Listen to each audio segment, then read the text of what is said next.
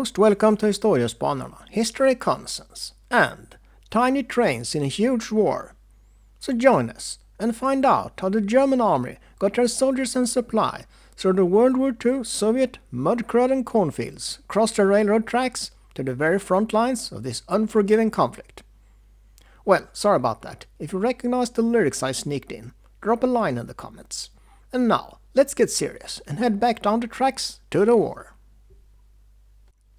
To solve the last mile supply problem near the front, the Germans often built lightweight field railways, known as Heeresfeldbahnen, army field railways, many of them using a narrow 600mm gauge, that's about 24 inches, using lightweight track sections that could be assembled quickly, small steam locomotives and later diesel or gasoline locomotives, simple wagons for ammunition, fuel, food, engineering materials and wounded soldiers.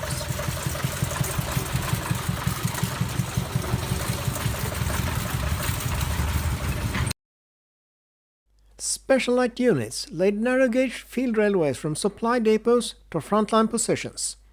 Field railways could be built across areas where roads became nearly impossible. But the concept wasn't new. Germany had used military field railways extensively already during World War I. In many sectors, especially during siege operations and static fighting, these 600mm railways became essential. They carried artillery ammunition, food, fuel, construction materials.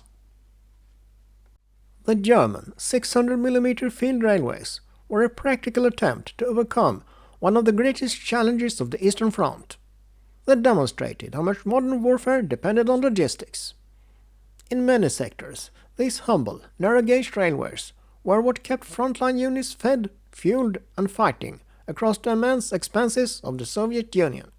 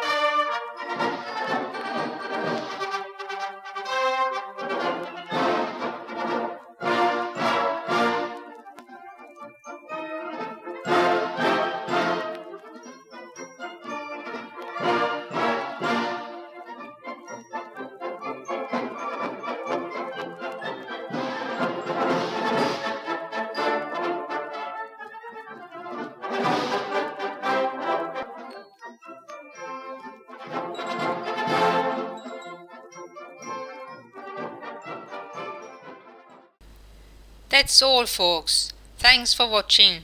Please like and subscribe.